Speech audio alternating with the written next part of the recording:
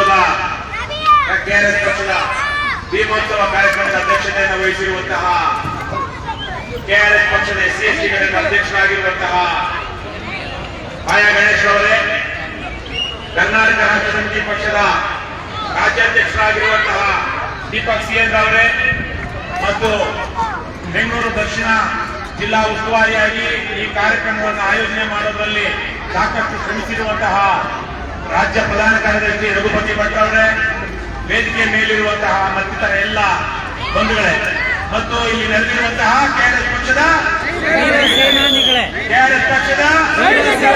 ಎಲ್ಲ ಸೈನಿಕರೊಂದ್ಸಲ ಕೇಳ್ಕೊಳ್ಳೋಣ. ಕೈ ಹತ್ತ ಇರೋರು ಅವ್ರಿಗೆ ಇನ್ನೂ ಸೈನಿಕರಾಗಿಲ್ಲ, ಹೆಣ್ಮಗಳು ಎಲ್ಲರಿಕೆ ಹಾಕೊಳ್ತಾ ಇದ್ದಾರೆ, ನಮ್ಗೆ ಕೂಡ ಆಮೇಲೆ. ಬಂಧುಗಳೇ, ಇವತ್ತು ದೇಶಾದ್ಯಂತ ಬಹಳ ಗೌರವ, ಅಭಿಮಾನ, ಪ್ರೀತಿ, ಕಾಳಜಿಯಿಂದ ದೇಶಾದ್ಯಂತ ಇವತ್ತು ಅಂಬೇಡ್ಕರ್ ಅವರ ಜಯಂತಿಯನ್ನು ಆಚರಿಸಲಾಗ್ತಾ ಇದೆ. ಅನೇಕ ಸಂಘಗಳು, ಸಂಸ್ಥೆಗಳು, ರಾಜಕೀಯ ಪಕ್ಷಗಳು, ಸರ್ಕಾರಿ ಕಾರ್ಯಕ್ರಮಗಳು ಇವತ್ತು ನಡೀತಾ ಇವೆ. ಕರ್ನಾಟಕದಲ್ಲೂ ಇವತ್ತು ನಮ್ಮ ರಾಜ್ಯದ ಶತ್ರುಗಳಾಗಿರುವಂತಹ, ಜನದ್ರೋಹಿಗಳಾಗಿರುವಂತಹ ಪಕ್ಷಗಳು ಸಹ ಇವತ್ತು ಈ ಕಾರ್ಯಕ್ರಮವನ್ನ ತಮ್ಮದೇ ಆದ ರೀತಿಯಲ್ಲಿ ಆಚರಿಸ್ತಾ ಇವೆ. ಅವರಿಗೆ ಸಾಮಾಜಿಕ ನ್ಯಾಯದ ಕಲ್ಪನೆ ಇಲ್ಲ, ಪ್ರಜಾಪ್ರಭುತ್ವದ ಕಾಳಜಿಗಳು ಗೊತ್ತಿಲ್ಲ, ಬೇರು ಮಟ್ಟದಿಂದ ಪ್ರಜಾಪ್ರಭುತ್ವವನ್ನು ಬಲಪಡಿಸೋದು ಹೇಗೆ ಅಂತ ಬೇಕಾಗಿಲ್ಲ. ಬಿಜೆಪಿ ಅಂತಹ ಪಕ್ಷಕ್ಕೆ ಇವತ್ತು ನಮ್ಮ ಭಾರತದ ಒಂದು ಪ್ರಜಾಪ್ರಭುತ್ವದ ಆಧಾರ ಸ್ತಂಭವಾಗಿರುವಂತಹ ಸಂವಿಧಾನವೂ ಬೇಕಾಗಿಲ್ಲ. ಅವರು ಸಂವಿಧಾನವನ್ನೇ ತೆಗಿಬೇಕು ಅಂತ 2023ರಲ್ಲಿ ಮಾತಾಡೋದಕ್ಕೆ ಒಂದಿಬ್ಬರಿಗೆ ಟಿಕೆಟೇ ಕೊಡಲಿಲ್ಲ. ಆದ್ರೆ ಅವರ ಮನಸ್ಸಲ್ಲಿರೋದು, ಬಿಜೆಪಿ ಮನಸ್ಸಲ್ಲಿರೋದು, ಅಂಬೇಡ್ಕರ್ ಅವರ ನೇತೃತ್ವದಲ್ಲಿ ರಚನೆ ಮಾಡಲಾದಂತಹ ಸಂವಿಧಾನವನ್ನ ತೆಗೆದು ಈ ದೇಶವನ್ನ ಕೆಲವು ಬಲಾಢ್ಯರ, ಕೆಲವು ಸಮುದಾಯಗಳ, ಕೆಲವು ವ್ಯಕ್ತಿಗಳ ಕಪಿಮುಷ್ಟಿಯಲ್ಲಿ ಇಟ್ಟುಕೊಂಡು ಇಡೀ ದೇಶವನ್ನ ನಾವು ಮತ್ತೆ ಮಧ್ಯಯುಗೀನ ಕಾಲಕ್ಕೆ ತೆಗೆದುಕೊಂಡು ಹೋಗ್ಬೇಕು ಅನ್ನುವಂಥದ್ದು. ಅವರೆಲ್ಲ ಇವತ್ತು ಅಂಬೇಡ್ಕರ್ ಜಯಂತಿಯನ್ನು ಆಚರಿಸ್ತಾ ಇದ್ದಾರೆ. ಗುಲಾಮಿ ಪರಂಪರೆ ಮುಂದುವರಿಕೆ ಆಗಿರುವಂತಹ ಭ್ರಷ್ಟ ಕಾಂಗ್ರೆಸ್ ಪಕ್ಷ 1949 ನವೆಂಬರ್ 26ರಂದು ಅಂಬೇಡ್ಕರ್ ಅವರು ದೇಶಕ್ಕೆ ಸಂವಿಧಾನವನ್ನು ಅರ್ಪಣೆ ಮಾಡಿದ್ರು. 1950 ಜನವರಿ 26ರಂದು ದೇಶ ಸಂವಿಧಾನವನ್ನ ಒಪ್ಪಿಕೊಂಡು ಒಂದು ಗಣರಾಜ್ಯವಾಗಿ ಪರಿವರ್ತನೆ ಆಯಿತು. ಅಂತಹ ಗಣರಾಜ್ಯಕ್ಕೆ, ಸಂವಿಧಾನದ ಆಧಾರದ ಮೇಲೆ ನಿಂತಹ ಗಣರಾಜ್ಯಕ್ಕೆ ಬಹಳ ದೊಡ್ಡ ಏಟು ಕೊಟ್ಟಿದ್ದು ಕಾಂಗ್ರೆಸ್ ಪಕ್ಷದ ಪ್ರಧಾನಮಂತ್ರಿ ಇಂದಿರಾ ಗಾಂಧಿ ಅವರು 1975ರ ಜೂನ್ನಲ್ಲಿ ಸಂವಿಧಾನವನ್ನ ರದ್ದು ಮಾಡಿ ತುರ್ತು ಪರಿಸ್ಥಿತಿಯನ್ನ ತಂದ್ರು. ಇವತ್ತು ಅದೇ ಪಕ್ಷದವರು ಕೇವಲ ಕುಟುಂಬ ರಾಜಕಾರಣ ಮಾಡ್ತಾ, ಕುಟುಂಬದವರಿಗೆ, ಅವರವರ ಕುಟುಂಬದವರಿಗೆ ರಾಜಕೀಯ ಅಧಿಕಾರವನ್ನ ಕೊಡ್ತಾ ಇವತ್ತು ದೇಶದಲ್ಲಿ ಡೆಮಾಕ್ರಸಿ, ಪ್ರಜಾಪ್ರಭುತ್ವದ ಬದಲಾಗಿ ಆಲಿಗಾರ್ಕಿ ಅಂದ್ರೆ ಸೀಮಿತ ಕುಟುಂಬಗಳ ಕೆಲವು ಪಾಳೆಯಗಾರರ ಅಧೀನದಲ್ಲಿ ರಾಜಕೀಯ ಅಧಿಕಾರ ಇರುವ ಹಾಗೆ ಮಾಡಿದ್ದಾರೆ. 1949ರ ನವೆಂಬರ್ 26ರಂದು ಅನ್ಸುತ್ತೆ, ಅಂಬೇಡ್ಕರ್ ಅವರು ಸಂವಿಧಾನವನ್ನು ದೇಶಕ್ಕೆ ಅರ್ಪಣೆ ಮಾಡ್ತಾ 2 ವಿಚಾರಗಳನ್ನ ಹೇಳಿದ್ರು. ಒಂದು, ಸಂವಿಧಾನ ಎಷ್ಟೇ ಉತ್ಕೃಷ್ಟವಾಗಿದ್ರು ಅದನ್ನ ನಿರ್ವಹಿಸುವಂತವರು ಕೆಟ್ಟವರಾಗಿದ್ದರೆ ಆ ಉತ್ತಮ ಸಂವಿಧಾನವು ಕೆಟ್ಟ ಸಂವಿಧಾನವಾಗುತ್ತೆ. ಒಂದು ಸಂವಿಧಾನ ಎಷ್ಟೇ ಕೆಟ್ಟದಾಗಿದ್ರು ಆವತ್ತಿನ ಸಂದರ್ಭದಲ್ಲಿ ದೇಶವನ್ನು ನಡೆಸುವಂತವರು ಅಥವಾ ಸಂವಿಧಾನವನ್ನು ನಿರ್ವಹಿಸುವಂತವರು ಒಳ್ಳೆಯದಾಗಿದ್ರೆ ಆ ಕೆಟ್ಟ ಸಂವಿಧಾನವು ಒಳ್ಳೆಯ ಸಂವಿಧಾನವಾಗುತ್ತೆ. ಇವತ್ತು ನಮ್ಮ ದೇಶದಲ್ಲಿ ಒಳ್ಳೆಯ ಸಂವಿಧಾನ ಇದೆಯೋ? ಒಳ್ಳೆ ಸಂವಿಧಾನ ಇದೆಯಲ್ಲಪ್ಪ? ಆದ್ರೆ ನಿರ್ವಹಿಸುವಂತವ್ರು ಒಳ್ಳೆಯದಿದ್ದಾರ? ನಿರ್ವಹಿಸುವಂತವ್ರು ಒಳ್ಳೆಯವರು ಇದ್ದಿದ್ರೆ ನಮಗೆ ಇವತ್ತು ದೇಶದಲ್ಲಿ ಅಸಮಾನತೆ, ಆರ್ಥಿಕ ಅಸಮಾನತೆ, ಬೇರೆ ಸಾಮಾಜಿಕ ಅಸಮಾನತೆ, ಬಡತನ, ನಿರುದ್ಯೋಗ ಇರಬೇಕಾಗಿತ್ತ? ಪೊಲೀಸ್ ದೌರ್ಜನ್ಯ ನಡೀತಿತ್ತ? ಸರ್ಕಾರಿ ಅಧಿಕಾರಿಗಳು ಜನರನ್ನ ಹಿಬ್ಬೆ ಮಾಡಿ ಮುರಿದು ಮುಗ್ತಾ ಇದ್ರ? ಇರಲಿಲ್ಲ. ಹಾಗಾಗಿ ಇವತ್ತು ನಮ್ಮ ದೇಶಕ್ಕೆ ಒಳ್ಳೆಯ ಸಂವಿಧಾನ ಇದೆ, ನಿರ್ವಹಿಸುತ್ತಿರುವಂತವರು ಯೋಗ್ಯರಲ್ಲ. ಅದೇ ಸಂದರ್ಭದಲ್ಲಿ ಅಂಬೇಡ್ಕರ್ ಅವರು ಇನ್ನೊಂದು ಮಾತಾಡಿದ್ರು, ಈ ಸಂವಿಧಾನವನ್ನು ನಾವು ಸ್ವೀಕರಿಸುವುದರ ಮೂಲಕ ಒಂದು ವೈರುಧ್ಯಗಳ ಕಾಲಕ್ಕೆ ಪ್ರವೇಶಿಸ್ತಾ ಇದ್ದೀವಿ.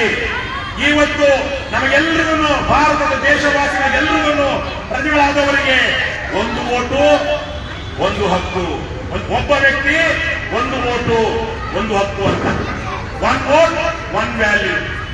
ಒಬ್ಬ ವ್ಯಕ್ತಿ ಯಾವುದೇ ಇರಲಿ ಅಂತಿರೋದು ಒಂದೇ ಓಟು, ಅವನು ಅಂಬಾನಿ ಆಗಿರಲಿ ಅಥವಾ ಇಲ್ಲಿ ಪೌರ ಕಾರ್ಮಿಕರಾಗಿರಲಿ, ಅಲ್ಲಿ ಭಿಕ್ಷೆ ಬೇಡುವಂತಹ ದಯನೀಯ ಸ್ಥಿತಿಯಲ್ಲಿರೋದಿರಲಿ, ದೇಶದ ಪ್ರತಿಯೊಬ್ಬರಿಗೂ ಒಂದೇ ಓಟಿನ ಹಕ್ಕಿರುವಂತಹದ್ದು. ಅವನು ಶ್ರೀಮಂತ ಅಂತೇಳಿ 10 ಕೋಟಿ ಜನರಪ್ಪ. ನೀವ್ ಯಾರಾದ್ರೂ ಎಲೆಕ್ಷನ್ ಅಲ್ಲಿ ಓಟ್ ಹೋಗ್ಬಿಟ್ಟು ಒಂದು ಓಟ್ ಹಾಕಿ ಬಲಗಡೆಗೆ, ಆಮೇಲೆ 2ನೇ ಓಟು 3ನೇ ಓಟು ಅಂತೇಳಿ 10 ಓಟ್ ಹಾಕಿ ಬಂದಿರೋದು ಇದೆಯಾ? ಊರ್ ಕ್ಯಾಪ್ಚರ್ ಮಾಡುವಾಗ ಅಥವಾ ಸುಳ್ಳು ಓಟ್ ಹಾಕಬಹುದು. ಅಲ್ಲೇ ಒಬ್ಬ ವ್ಯಕ್ತಿಗೆ ಎಷ್ಟು ಓಟ್ ಇದೆ? ಚುನಾವಣೆಯಲ್ಲಿ ಒಂದೇ ಓಟು. ಅದನ್ನ ಹೇಳ್ತಾ ಬಾಬಾ ಸಾಹೇಬ್ ಅಂಬೇಡ್ಕರ್ ಅವರು ಹೇಳಿದ್ರು, ಇವತ್ತು ನಾವು ರಾಜಕೀಯ ಸಮಾನತೆ ಕಡೆಗೆ ಹೋಗ್ತಾ ಇದ್ದೀವಿ. ಇದು ಎಂತಹ ವೈರುಧ್ಯದ ಸಂದರ್ಭ ಅಂದರೆ, ಜನರಿಗೆ ರಾಜಕೀಯ ಈಕ್ವಾಲಿಟಿ, ಪೊಲಿಟಿಕಲ್ ಈಕ್ವಾಲಿಟಿ, ರಾಜಕೀಯ ಸಮಾನತೆ ಸಿಗ್ತಾ ಇದೆ. ಆದರೆ ಸಾಮಾಜಿಕ ಮತ್ತು ಆರ್ಥಿಕ ಸಮಾನತೆಗಳು ಎಲ್ಲಾ ದೇಶವಾಸಿಗಳಿಗೂ ಸಮಾನವಾಗಿ ಸಿಗದೇ ಇರುವಂತಹ, ಸಿಗುತ್ತಾ ಇರುವಂತಹ, ಇಲ್ಲದಿರುವಂತಹ, ಸಿಗುತ್ತಿಲ್ಲ ಮತ್ತು ಸಿಗದೇ ಇರುವಂತಹ ಒಂದು ವೈರುಧ್ಯದ ಕಾಲಕ್ಕೆ ನಾವು ಪ್ರವೇಶ ಮಾಡ್ತಾ ಇದ್ದೀವಿ. ಇವತ್ತು ಆ ತರದ್ದು ಇದೆಯೋ ಇಲ್ಲೋ? ಆ ತರದ ವ್ಯವಸ್ಥೆ ಇವತ್ತು ಇದೆಯೋ ಇಲ್ಲೋ? ಅಂಬಾನಿ ಸುಮಾರು ಇವತ್ತಿನ ಬೆಲೆಯಲ್ಲಿ 10,000 ಕೋಟಿ ರೂಪಾಯಿಗಳ ಬಂಗಲೆಯಲ್ಲಿ ವಾಸ ಮಾಡ್ತಿರೋದು. ಎಷ್ಟಣ? 10,000 ಕೋಟಿ. 6-7 ವರ್ಷಗಳಿಂದ ಕಟ್ಟಿದ್ದದ್ದು. ಆವತ್ತಿಗೆ 6,000 ಕೋಟಿ ರೂಪಾಯಿಗಳ ಬೆಲೆ, ಅದು ಇವತ್ತಿಗೆ ಅದರ ಬೆಲೆ 10,000 ಕೋಟಿ ದಾಟುತ್ತೆ. ಇವತ್ತು ನಮ್ಮ ರಾಜ್ಯದಲ್ಲಿ ಗುಡಿಸಲು ಇಲ್ಲದೆ ರಸ್ತೆ ಮೇಲೆ ಬರುವಂತಹ ಸಾವಿರಾರು ಜನ ಇಲ್ವಾ? ಲಕ್ಷಾಂತರ ಯುವಕರು ಇವತ್ತು ನಿರುದ್ಯೋಗಿಗಳಾಗಿಲ್ವಾ? ಒಂದು ಒಳ್ಳೆಯ ಬಟ್ಟೆ, ಹೊಟ್ಟೆ ತುಂಬ ಊಟ, ತಂಪಾಗಿ ನಿದ್ದೆ ಮಾಡುವಂತಹ ಸ್ಥಿತಿ ಇಲ್ಲದಿರುವಂತಹ ಲಕ್ಷಾಂತರ ಜನ ನಮ್ಮ ರಾಜ್ಯದಲ್ಲಿದ್ದಾರೋ ಇಲ್ವೋ? ಇವತ್ತು ಸಾಮಾಜಿಕ ನ್ಯಾಯದ ದೊಡ್ಡ ಶತ್ರು ಅಂದ್ರೆ ಭ್ರಷ್ಟಾಚಾರ ಮತ್ತು ಆ ಭ್ರಷ್ಟಾಚಾರಕ್ಕೆ ಕಾರಣವಾಗಿರುವಂತಹ ರಾಜಕಾರಣಿಗಳು. ಆ ನಿಟ್ಟಿನಲ್ಲಿ ಇವತ್ತು ಕರ್ನಾಟಕದಲ್ಲಿ ಅಂಬೇಡ್ಕರ್ ಜಯಂತಿಯನ್ನ ಆಚರಿಸೋದಿಕ್ಕೆ ಪ್ರಾಥಮಿಕ ಅರ್ಹತೆ ಪಡೆದಿರುವಂತಹ ಪಕ್ಷ ಯಾವುದು? ಕರ್ನಾಟಕ ರಾಷ್ಟ್ರ ಸಮಿತಿ. ಯಾವ ಪಕ್ಷ? ಕರ್ನಾಟಕ ರಾಷ್ಟ್ರ ಸಮಿತಿ ಪಕ್ಷ. ಇವತ್ತು ನಾವೊಂದು ಶೀಲ ಮತ್ತು ಶಿಸ್ತಿನಲ್ಲಿ ಅಂಬೇಡ್ಕರ್ ಅವರ ಆದರ್ಶದಲ್ಲಿ, ಗಾಂಧಿಯವರ ಆದರ್ಶದಲ್ಲಿ ಒಂದು ರಾಜಕೀಯ ಹೋರಾಟವನ್ನು ಮಾಡ್ತಾ ಇದ್ದೀವಿ. ಅಣ್ಣ ಓಯ್, ಅಲ್ಲಿರೋ ಸ್ವಲ್ಪ ಸುಂದರ ಕಡೆ ಅನುಸ್ವಾಮಿ ಕಳಸ ಕಡೆ ತಮ್ಮ ಹಾಯ್ ಮಾಡ್ತೀನಿ ಸುಂದಿರೋ. ಗಾಂಧೀಜಿ ಒಂದು ವ್ಯಕ್ತಿ ಅಲ್ಲ, ಅಹಿಂಸೆಗೆ, ಶಾಂತಿಗೆ, ಬಹಳ ದುಷ್ಟ ಪ್ರಭುತ್ವದ ವಿರುದ್ಧ ಅಹಿಂಸಾತ್ಮಕವಾಗಿ ಒಂದು ರಚನಾತ್ಮಕ ಕಾರ್ಯಕ್ರಮಗಳ ಮೂಲಕ ಹೋರಾಟ ಮಾಡೋದಕ್ಕೆ ಇಡೀ ಪ್ರಪಂಚದಲ್ಲಿಯೇ ಒಂದು ತತ್ವ ಗಾಂಧಿ ಅನ್ನುವಂಥದ್ದು. ಗಾಂಧಿ ಅನ್ನುವಂತಹ ವ್ಯಕ್ತಿಯ ಇಲ್ಲ ಇವತ್ತು, ಇರುವಂತಹದ್ದು ಗಾಂಧಿ ತತ್ವ. ಅದೇ ರೀತಿಯಲ್ಲಿ ಅಂಬೇಡ್ಕರ್ ಎನ್ನುವಂತಹ ವ್ಯಕ್ತಿ ಇಲ್ಲ ಇವತ್ತು, ಇರುವಂತಹದ್ದು ಅಂಬೇಡ್ಕರ್ ತತ್ವ. ಸಾಮಾಜಿಕ ನ್ಯಾಯಕ್ಕೆ, ಜಾತಿ ತಾರತಮ್ಯದ ವಿರುದ್ಧ, ಎಲ್ಲಾ ಜನರು ಗೌರವ ಘನತೆಯಿಂದ ಬದುಕಬೇಕು ಅನ್ನೋದಕ್ಕೆ, ಒಂದು ದುಷ್ಟ ಸಾಮಾಜಿಕ ವ್ಯವಸ್ಥೆಯ ವಿರುದ್ಧ ಹೋರಾಟ ಮಾಡೋದಕ್ಕೆ ಇರುವಂತಹ ತತ್ವ ಅಂಬೇಡ್ಕರ್. ಅವರು ಬಹಳ ಮುಖ್ಯವಾಗಿ 3 ವಿಚಾರಗಳನ್ನ ಹೇಳಿದ್ರು: ಶಿಕ್ಷಣ, ಸಂಘಟನೆ, ಹೋರಾಟ. Very good. ಇನ್ನೊಂದ್ಸಲ ಹೇಳೋಣ: ಶಿಕ್ಷಣ, ಸಂಘಟನೆ, ಹೋರಾಟ. Educate, unite, agitate. ಮೊದಲು ಶಿಕ್ಷಣ ಪಡ್ಕೊಳ್ಳಿ, ವ್ಯವಸ್ಥೆ ಬಗ್ಗೆ ಅರ್ಥ ಮಾಡ್ಕೊಳ್ಳಿ, ಆಮೇಲೆ ಸಂಘಟಿತರಾಗಿ ನಾವು ರಾಜ್ಯದ ಜನರಿಗೆ ಶಿಕ್ಷಣ, ಪ್ರಜಾಪ್ರಭುತ್ವದ, ಸಾಮಾಜಿಕ ನ್ಯಾಯದ, ಭ್ರಷ್ಟಾಚಾರ ವಿರುದ್ಧದ ಶಿಕ್ಷಣ ಕೊಡ್ತಾ ಇದ್ದೀವಿ. ಇವತ್ತು ಆ ಶಿಕ್ಷಣ ಪಡ್ಕೊಂಡಿರೋರು ಏನಾಗ್ತಿದ್ದಾರೆ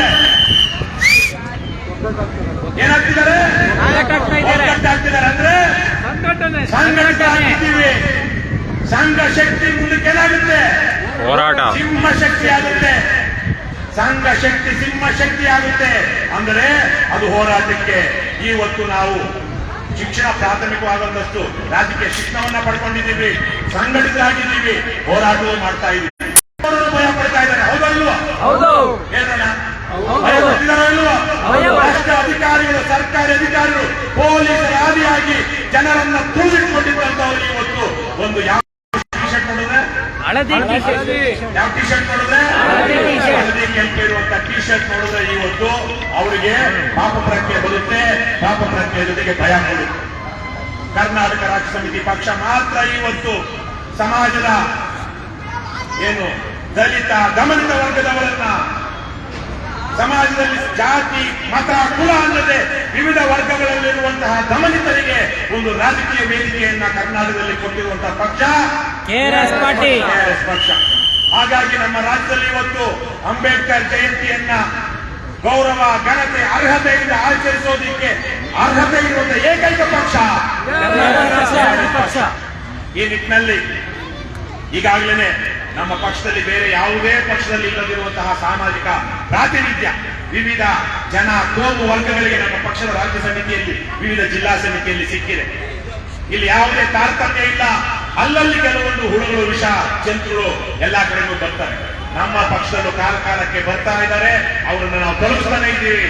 ಆದ್ರೆ ಇಲ್ಲಿ ಯಾವುದೇ ರೀತಿಯ ಜಾತಿ ತಾರತಮ್ಯ, ಅವರು ಆ ಕುಲ ಇವರು ಈ ಕುಲ ಹಾಗಾಗಿ ಅವ್ರನ್ನ ಅಲ್ಲಿಟ್ಕೋಬೇಕು, ಇನ್ನೊಬ್ರು ನಿಲ್ಲಿಟ್ಕೊಳ್ಬೇಕು ಅನ್ನೋದು ನಮ್ಮ ಪಕ್ಷದಿದೆಯಾ? ಇಲ್ಲ. ಅವರ ಯೋಗ್ಯತೆ, ಅವರ ಶ್ರಮ, ಅವರ ಪ್ರಾಮಾಣಿಕತೆ, ಅವರ ಕ್ರಿಯಾಶೀಲತೆ ಮೇಲೆ ನಾವು ಜವಾಬ್ದಾರಿಗಳನ್ನ ಕೊಡ್ತಾ ಹೋಗ್ತಾ ಇದ್ದೀವಿ. ಅಂತವರಿಗೆ ನಾವು ತರಬೇತಿಯನ್ನ ಕೊಡ್ತಾ ಇದ್ದೀವಿ, ಶಿಕ್ಷಣವನ್ನ ಕೊಡ್ತಾ ಇದ್ದೀವಿ, ಶೀಲ ಮತ್ತು ಶಿಸ್ತನ್ನ ಅರ್ಥ ಮಾಡಿಸ್ತಾ ಇದ್ದೀವಿ. ಇವತ್ತು ನೀವು ಇಲ್ಲಿದ್ದೀರಾ ಅಥವಾ ನೋಡ್ತಿರುವಂತಹ ಸಾವಿರಾರು KRS ಪಕ್ಷದ ಸೈನಿಕರು ನಮ್ಮ ಶೀಲ ಮತ್ತು ಶಿಸ್ತನ್ನ ಉಳಿಸ್ಕೊಳ್ಬೇಕು. ನಮ್ಮ ಶೀಲ ಮತ್ತು ಶಿಸ್ತು ಮಾತ್ರ ಇವತ್ತು ನಮ್ಮನ್ನ ಕಾಪಾಡಿದೆ. ನಾವು ರಾಜ್ಯದ ಜನರ ಪರವಾಗಿ ಹೋರಾಟ ಮಾಡೋದಕ್ಕೆ ನಮ್ಮನ್ನ ಬದುಕಿಸಿದೆ. ಇನ್ಯಾವುದೂ ಅಲ್ಲ. ನಮ್ಮ ತತ್ವ ಸಿದ್ಧಾಂತಗಳು ನಮ್ಮ ಮತ್ತು ಶೀಲ ಮತ್ತು ಶಿಸ್ತು ಮಾತ್ರ ಈ ಪೊಲೀಸರನ್ನ, ಸರ್ಕಾರಿ ಅಧಿಕಾರಿಗಳನ್ನ, ಭ್ರಷ್ಟ ರಾಜಕಾರಣಿಗಳನ್ನ ನಮ್ಮನ್ನ ತುಳಿದೇ ಇರುವಂತಹ ಕಾಪಾಡಿದೆ. ಹಾಗಾಗಿ ಯಾರು ಈ ಶೀಲ ಶಿಸ್ತನ್ನ ಮರೆತು ದುರ್ನಡತೆ ತೋರ್ತಾರೋ ಅವರಿಗೆ KRS ಪಕ್ಷದಲ್ಲಿ ಸ್ಥಾನ ಇದೆಯಾ? ಇಲ್ಲ. ದಯವಿಟ್ಟು KRS ಪಕ್ಷದವರು ಈ ಸಂದರ್ಭದಲ್ಲಿ ಅಂಬೇಡ್ಕರ್ ಜಯಂತಿಯ ಸಂದರ್ಭದಲ್ಲಿ ಈ ವಿಚಾರಗಳನ್ನ ಮನನ ಮಾಡ್ಕೊಳ್ಬೇಕು. ನಾವೆಲ್ಲರಿಂದನೋ ಬಂದಿದ್ದೀವಿ, ಏನೇನೋ ತಪ್ಪು ಮಾಡಿದ್ದೀವಿ, ನಮ್ಮ ಹಿನ್ನೆಲೆಗಳು ಏನೇನೋ ಇದೆ. ಆದ್ರೆ ಬಂದಿರೋ ಸ್ಥಾನ ಎಲ್ಲಪ್ಪ, ಬಂದಿರೋದು ಎಲ್ಲಿ ಬಂದಿದ್ದೀವಿ? KRS ಪಕ್ಷ ಬಂದಿದ್ದೀವಿ. ಇಲ್ಲಿರೋ ಜನ ಆದ್ರೂ ಸ್ವಲ್ಪ ಮಾನ ಮರ್ಯಾದೆ ಗೌರವ ಘನತೆ ಶೀಲ ಶಿಸ್ತು ಇಟ್ಕೊಂಡು ಬದುಕಬೇಕೋ ಬೇಡವಾ? ಬದುಕಬೇಕು. ವರ್ಷ ಪೂರ್ತಿ ಮಾಡಬಾರ್ದು ಅಲ್ಕ ಕೆಲಸ ಮಾಡೋರೆಲ್ಲ ಒಂದಷ್ಟು ಜನ, ಎಲ್ಲರೂ ಅಲ್ಲ, ಮಾಡುವಂತ ಜನರು ಕೂಡ ಅಯ್ಯಪ್ಪ ಸ್ವಾಮಿ ಮಾಲೆ ಹಾಕಿದಾಗ ಒಂದಷ್ಟು ದಿವಸ ಮಾನ ಮರ್ಯಾದೆ ಇರಬೇಕಪ್ಪ, ಬಿಡ್ತಾರೋ ಇಲ್ವ? ಇರ್ತಾರೆ. ಆಮೇಲೆ ಅದಕ್ಕಿದ್ದವರು 40-45 ದಿವಸ ವ್ರತ ಆದ್ಮೇಲೆ ಅಯ್ಯಪ್ಪ ಸ್ವಾಮಿ ಹೋಗಿ ಬಂದ್ಮೇಲೆ ಮತ್ತೆ ಮನಪರಿವರ್ತನೆ ಆಗಿ ಒಳ್ಳೆಯವರಾಗಿರುವಂತಹ ಲಕ್ಷಾಂತರ ಉದಾಹರಣೆಗಳು ಇವೆ. ಅದೇ ತರೀಕೆ ನೀವು KRS ಪಕ್ಷಕ್ಕೆ ಯಾವ ಹಿನ್ನೆಲೆಯಿಂದ ಬಂದಿದ್ದೀರೋ, ಏನ್ ದುರಭ್ಯಾಸಗಳಿತ್ತೋ, ಏನ್ ದುಶ್ಚಟಗಳಿತ್ತೋ ಅವೆಲ್ಲ ಬಿಟ್ಟು ಇವತ್ತು ನೀವು KRS ಪಕ್ಷದಲ್ಲಿ ನಿಮ್ಮಿಂದ 4 ಜನಕ್ಕೆ ಸಹಾಯ ಮಾಡುವಂತಹ ಯೋಗ್ಯತೆಯನ್ನು ಬೆಳೆಸಿಕೊಳ್ಬೇಕು. ಅಂಬೇಡ್ಕರ್ ಅವರು ಬುದ್ಧ ಧರ್ಮದ ದೀಕ್ಷೆಯನ್ನ ತಿಳ್ಕೊಳ್ಳುವಾಗ ಅವರು ಮಾತಿರ್ತಾರೆ, ಇವತ್ತಿನಿಂದ ಅಂತಲ್ಲ, ನಾನು ಯಾವುದೇ ಮದ್ಯ ಅಥವಾ ಅಮೃತ ಪದಾರ್ಥ ಜನರಷ್ಟೇ ಅಲ್ಲ ಅಥವಾ ಕಾರ್ಯಕರ್ತರಷ್ಟೇ ಅಲ್ಲ, ಜನರು ಸಹ ಯಾವುದೇ ರೀತಿಯ ತಂಬಾಕು, ಗುಟ್ಟ, ಡ್ರಗ್ಸ್, ಹೆಂಡ, ಸಾರಾಯಿ ಇದರಲ್ಲಿ ಯಾವುದೂ ಸೇರಿಸದೆ ಬಹಳ ಯೋಗ್ಯತೆಯಿಂದ ನೈತಿಕತೆಯಿಂದ ಬದುಕುವಂತಹ ಪ್ರಮಾಣವನ್ನು ನಾವು ಮಾಡಿಸ್ತಾ ಇದ್ದೀವಿ. ನೀವು ಅಷ್ಟೇ ಇಲ್ಲಿರುವಂತವ್ರು ಒಬ್ರಿಗೋ ಇಬ್ರು ಅಕ್ಕಪಕ್ಕ ನೋಡ್ಕೊಳ್ಳಿ, ಅಂತ ದುರಭ್ಯಾಸ ಯಾವನಾದ್ರು ಇದ್ರೆ ನಾವು ಅವನ್ನ ತೊಲಗಿಸ್ಬೇಕು. ನಮ್ಮ ಪಕ್ಷದಲ್ಲಿ ಅಂತವ್ರು ಬಹಳ ದಿವಸ ಮುಂದುವರಿಯೋದಕ್ಕೆ ಅವಕಾಶ ಕೊಟ್ರೆ ಆ ಕೊಳೆತ ಹಣ್ಣು ಅಕ್ಕಪಕ್ಕ ಚೆನ್ನಾಗಿರುವಂತಹ ಹಣ್ಣನ್ನ ಕೆಡಿಸ್ಬೋದು. ಈ ನಿಟ್ಟಿನಲ್ಲಿ ನಾವು ಬರೀ ಕಾಟಾಚಾರಕ್ಕೆ ಅಂತ ಮಾಡ್ತಾ ಇಲ್ಲ, ಈ ವಿಚಾರಗಳನ್ನ ತಿಳ್ಕೊಳ್ಳೋದಕ್ಕೆ ಮತ್ತೆ ನಮ್ಮನ್ನ ನಾವೇನೇ ಈ ಹೋರಾಟಕ್ಕೆ ಅರ್ಪಣೆ ಮಾಡ್ಕೊಳ್ಳೋದಕ್ಕೆ ಇಂತಹ ಅಭಿಯಾನಗಳನ್ನ, ಇಂತಹ ಭೀಮೋತ್ಸವದಂತ ಕಾರ್ಯಕ್ರಮಗಳನ್ನ ಮಾಡೋದು. ದಯವಿಟ್ಟು ನೀವೆಲ್ಲರೂ ಏನಿದ್ದೀರಾ ಅಥವಾ ಏನ್ ಕೇಳ್ಕೊಳ್ತಾ ಇದ್ದಾರೆ ನಮ್ಮ ಪಕ್ಷದ ಸೈನಿಕರು, ಪದಾಧಿಕಾರಿಗಳು, ರಾಜ್ಯಾದ್ಯಂತ ಇದ್ದಾರೆ, ನಾವೆಲ್ಲರೂ ಒಂದಷ್ಟು ಶೀಲ ಮತ್ತು ಶಿಸ್ತಿನಿಂದ ಹೋರಾಟ ಮಾಡಿದ್ರೆ ಮಾತ್ರ ನಮ್ಮ ಸಂವಿಧಾನವನ್ನೇ ಕಿತ್ತೆಷ್ಟು ಯಾರಿಗೂ ಜಾತಿ ಕುಲ ಕರ್ನಾಟಕ ರಾಷ್ಟ್ರ ಸಮಿತಿ ಪಕ್ಷಕ್ಕೆ, KRS ಪಾರ್ಟಿಗೆ ಬಾಯಲ್ಲಿ ಸೀಟಿ ಕೈಯಲ್ಲಿ ಲಾಠಿ, ಕೈಯಲ್ಲಿ ಲಾಠಿ, ಬಾಯಲ್ಲಿ ಸೀಟಿ, ಭ್ರಷ್ಟರೇ, ಪವಿತ್ರ ರಾಜಕಾರಣ ಬಿಟ್ಟು ತೊಲಗಿ, ನಾಡ ಪ್ರೇಮಿಗಳೇ, ಪ್ರಾಮಾಣಿಕ ರಾಜಕಾರಣಕ್ಕೆ ಮುಂದಾಗಿ ಲಂಚ ಮುಕ್ತ ಕರ್ನಾಟಕ ನಿರ್ಮಿಸೋಣ, ಭ್ರಷ್ಟಾಚಾರ ಮುಕ್ತ ಕರ್ನಾಟಕ ನಿರ್ಮಿಸೋಣ, ಬಸವಣ್ಣನ ಕಲ್ಯಾಣ ಕರ್ನಾಟಕ ನಿರ್ಮಿಸೋಣ, ಕುವೆಂಪುರವರ ಸರ್ವೋದಯ ಕರ್ನಾಟಕ ನಿರ್ಮಿಸೋಣ. ಕರ್ನಾಟಕ ರಾಷ್ಟ್ರ ಸಮಿತಿ ಪಕ್ಷಕ್ಕೆ ಬಿಡುಗಡೆ, ಭ್ರಷ್ಟರಿಂದ ಬಿಡುಗಡೆ, ಬೆಂಬಲಿಸಿ KRS ಬೆಂಬಲಿಸಿ, ವೋಟ್ ಮಾಡಿ, ಡೊನೇಟ್ ಮಾಡಿ, KRS ಗೆ ಸಪೋರ್ಟ್ ಮಾಡಿ, ಕರ್ನಾಟಕ ರಾಷ್ಟ್ರ ಸಮಿತಿ ಪಕ್ಷಕ್ಕೆ, KRS ಪಾರ್ಟಿಗೆ, ಕರ್ನಾಟಕ